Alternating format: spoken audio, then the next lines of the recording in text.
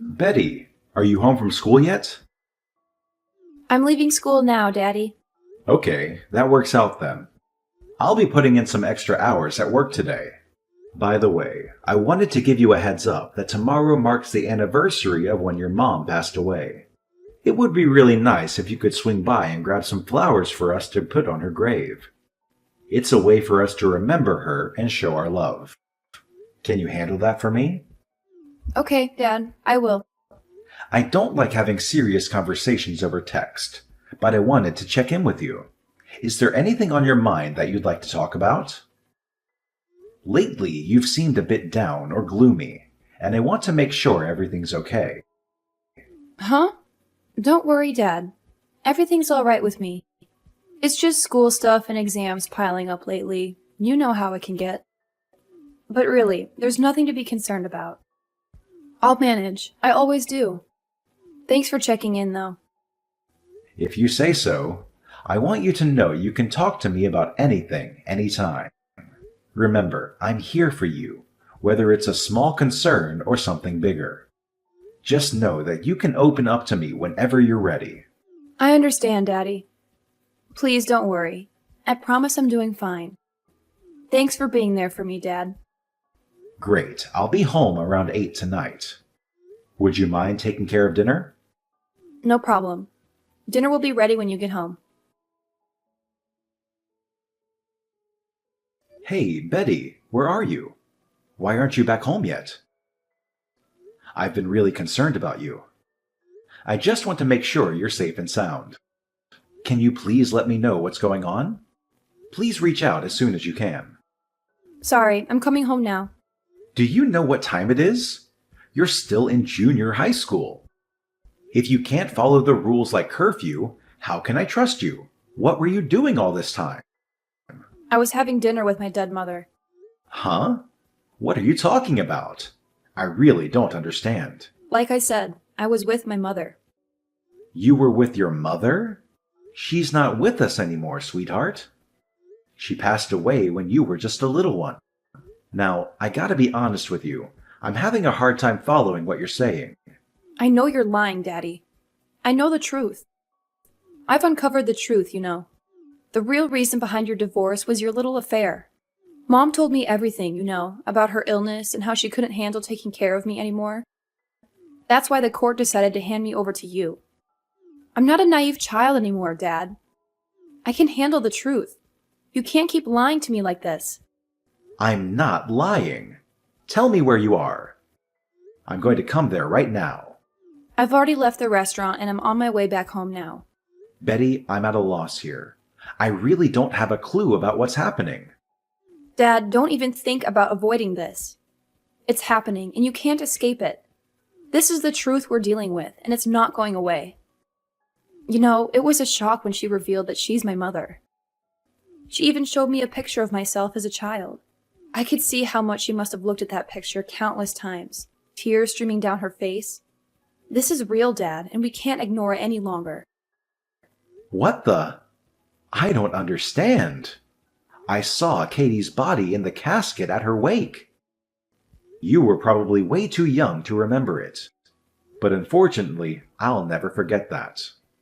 I don't remember, and so I had no choice but to believe your lie. I've never had the chance to meet a single member of Mom's family or any relatives, you know. That's why I never questioned your fabrication. I apologize that you never had the opportunity to get to know your mom's family. Unfortunately, they never really accepted me, and as a result, we weren't able to build a close relationship with them. It's something I regret, and I wish things could have been different. But sometimes circumstances just don't align the way we want them to. But Mom picked you over her own family, didn't she? And yet you still had the audacity to betray her? I saw her in tears, Dad. She wants to be with us again. She even mentioned that if you're single, she's willing to give you another chance. Can you believe that? After all the pain you caused, she's still considering it. You better think long and hard about what you've done, because Mom deserves better than someone who would break her heart like you did. Hold on, hold on. Let's take a moment to breathe and calm down, sweetheart. Betty, I need you to believe me when I say I never cheated on your mother. I swear on everything that's dear to me. I understand you're upset, but I need you to know that your mother has passed away. I don't know who you've encountered, but she can't possibly be your real mother. I know this is a lot to process, but I'm here for you, and I'll do my best to help you understand the truth. But Daddy, I've actually met her 3 times already. It didn't feel strange or anything. She knows things about me, things about you that only someone close would know. I can't just ignore these encounters, Dad. It's more than just a coincidence. There's a connection there, and I can't shake off the feeling that she's my real mother. Listen up, Betty, my dear. I want you to know that I'd never, ever lie to you. You're my whole world, and the idea of making you sad crushes me. Can't you see how much I care about you? Trust me when I say I'd never knowingly deceive you. You're my treasure, and I'll always be straight with you. No hidden agendas. I want so badly to believe you, but I'm torn, Dad. I'm not sure who I can trust anymore. Deep down, all I've ever wanted is to be with Mom. Look, why don't you open up and share everything with me? I want to understand the whole story, right from the beginning. If someone is claiming to be your mom, do you have their contact details? I think it's important for us to have a conversation with this person and hear their side of the story. Let's gather all the information we can so we can make sense of this situation together. Remember, I'm here for you, and we'll figure it out as a team. Yes, I'll tell you everything. I see. Once you're home, please text it to me. It may be a mutual friend or someone we haven't seen in a while. I don't know what they're up to, but there must be a reason why they went through all this trouble. I guess so. I don't really understand, but I'm sorry, Daddy. I really don't want to cause you any trouble. It's okay, baby. I know you miss Mom. If you could be with her again, you would. I feel the same. Yeah. I thought bringing up Mom would make you upset, so I did my best to avoid the topic. But I realize now that it's important for her to be a part of your lives. From now on, I'll make an effort to talk about Mom and keep her memory alive. So, could you please come home quickly? I'm not sure what your intentions are, but I must say, it's absolutely outrageous that you would try to forge a connection with Betty by claiming to be her deceased mother. How could you stoop so low? Oh, well, the jig is up, John. How have you been all this time? You can't even imagine how much I've missed you. Let's cut the pleasantries, Isabel. What do you mean by saying the jig is up? Is this some sort of game to you? If you have something to say, just say it straight. I won't entertain these mind games any longer. It's time for honesty and clarity. Well, that's not exactly the warmest welcome for your sister-in-law. Just when Betty and I were building a bond, you had to discover the truth. Now, I need to come up with a new plan. Well, I'm not too worried, though. I'm sure I'll figure out something soon. Plan? What exactly are you aiming for? What is it that you want from Betty and our family? I won't stand idly by while you play games or manipulate the situation. Well, I suppose I can share the truth with you. Besides, Betty would have eventually found out, especially with the upcoming marriage. I just wanted Betty to approve, so I pretended to be her mother, just a little. Marriage? Approved? What do you mean? Whose marriage? Our marriage. You and I should get married. It must be difficult raising a girl all on your own, especially around Betty's age. If you marry me, I'll be able to help Betty during this difficult stage in her life. Excuse me, but I really don't understand what you're saying. Me? Marrying you? Hang on a sec.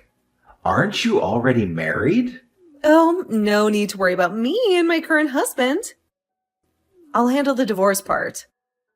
If things progress between us, I'll take the necessary steps to end my current marriage. Then we can be together, right? Huh? Anyhow, do you remember when you and Katie told my parents you're going to get married? And my parents were against it? Yeah, what about it? Well, I don't know if I should tell you this or not, but they were against you two getting married because I told them what a terrible person you were. I thought Katie would break up with you because our parents didn't approve. Gosh! But you two were so stubborn that you didn't take the hint. What? Why on earth would you do something like that? I never did anything to deserve such treatment from you. And because of your interference, Katie and I had to resort to eloping. Do you realize the strain and stress it put on our relationship? Because I liked you, John. I've always liked you. But you weren't my little sister, and you fell for Katie and not me.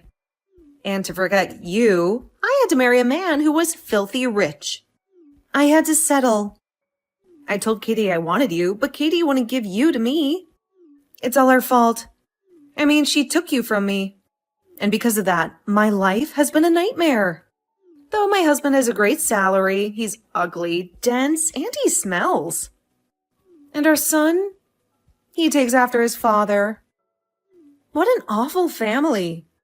I was afraid I'd be surrounded by those ugly people until the day I died.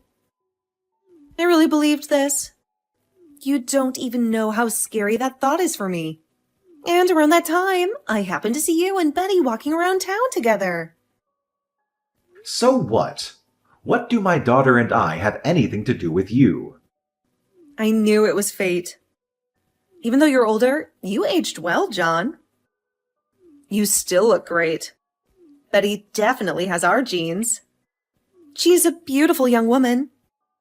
My dream family would be you as my husband and Betty as my daughter. Don't you agree?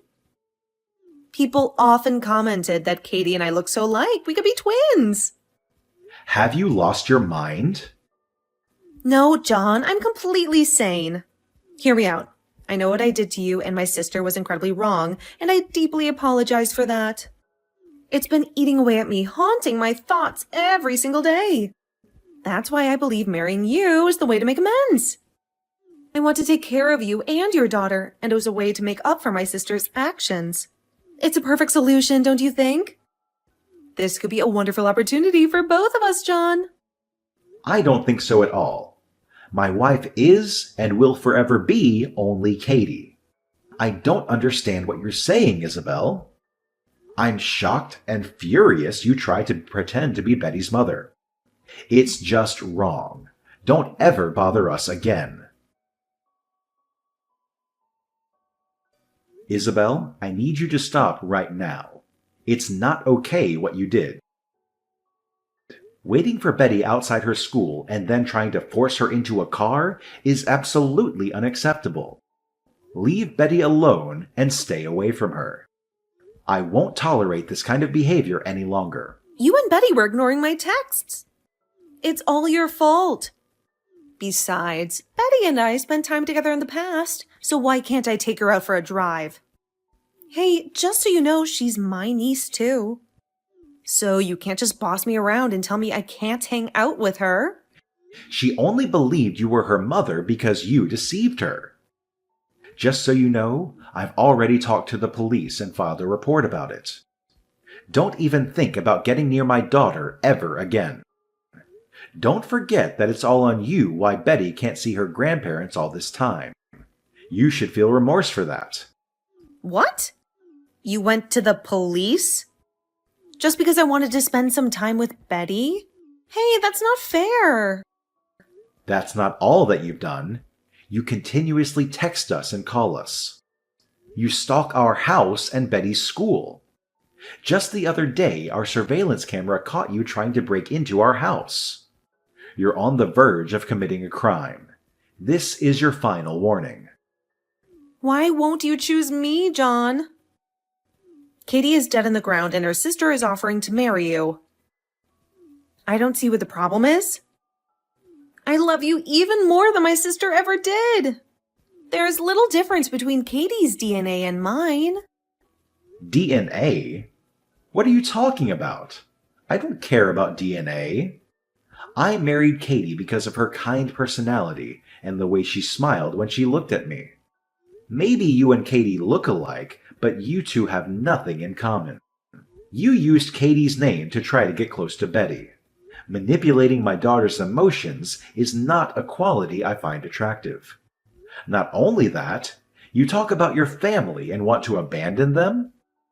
I don't want someone like that in my family. There's something seriously wrong with you. I have absolutely no intention whatsoever of even being in the same room as you, let alone marrying you. I see. You're pretty stupid, huh? Someone like me is offering to marry you and you refuse? Do you have any idea how much money my husband makes?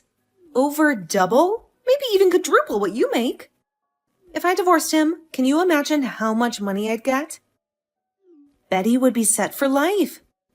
Would you want to throw away this wonderful opportunity? I don't know why I expected a low-level factory worker to make smart decisions. I guess that's why you chose Katie. All she had was a good personality.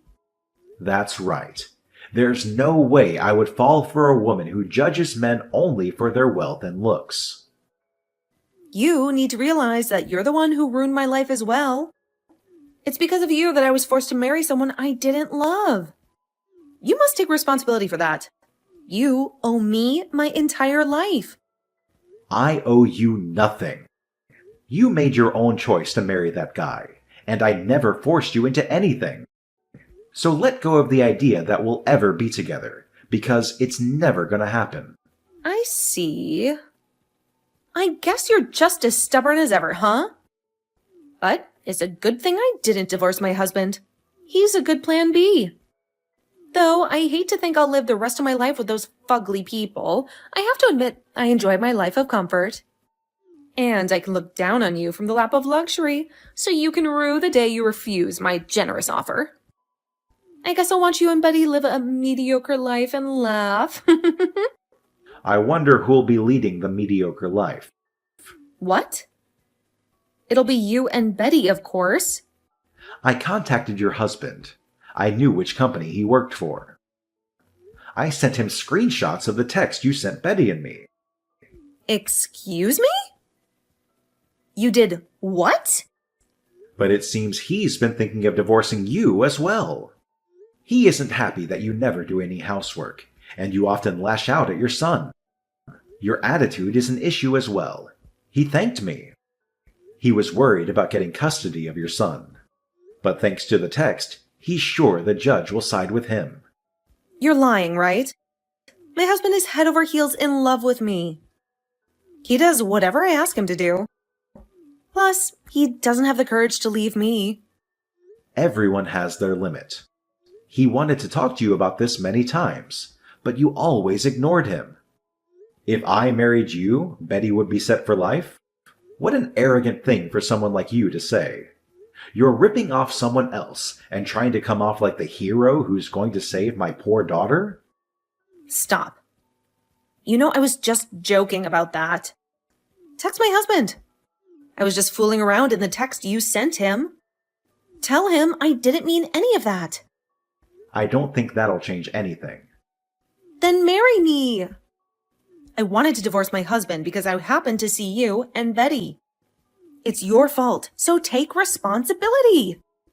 Isabel, you and I, we aren't family, friends, or anything. You are the one who started this crazy scheme, hurting your family, Betty, and me. You're the one that needs to take responsibility. What? What will happen to me? John, what do you think I should do? I really don't care at all. Oh, and there's one more thing. You said all Katie had was a good personality. But you, Isabel, there's nothing good about you. You're empty, inside and out. Afterwards, Isabel received divorce papers and was forced to leave her husband's house. Despite her resistance and refusal to sign the papers, her husband took her to court, and the divorce was eventually granted. Isabel had hoped for a substantial settlement, but due to her lack of contribution to the household and child rearing during their marriage, Along with her attempted infidelity with me, her husband countersued for emotional distress. As a result, she received a meager settlement of only a few $1,000s. When her husband informed Isabel's parents about the situation, they reached out to me to check on Betty's well-being. We had an open conversation, revealing Isabel's deceitful lies about me. It had been a decade since Betty last saw her grandparents, and their reunion was a mix of laughter and tears of joy. Betty eagerly listened to her grandparents' stories about her mother. Isabel pleaded with her parents to let her return home, but upon discovering her lies about me and her deceptive actions involving her family and impersonating Katie, her parents were furious. They made it clear that she was no longer welcome in their home and wanted no further involvement with her. It seemed fitting for someone who had willingly abandoned her own family. As for me, I frequently discussed Katie with Betty, leading to meaningful conversations between the two of us. I prioritize Betty's happiness above all else and will protect her at any cost. Betty is a cherished part of both Katie and me, and I want nothing more than her happiness, regardless of the circumstances.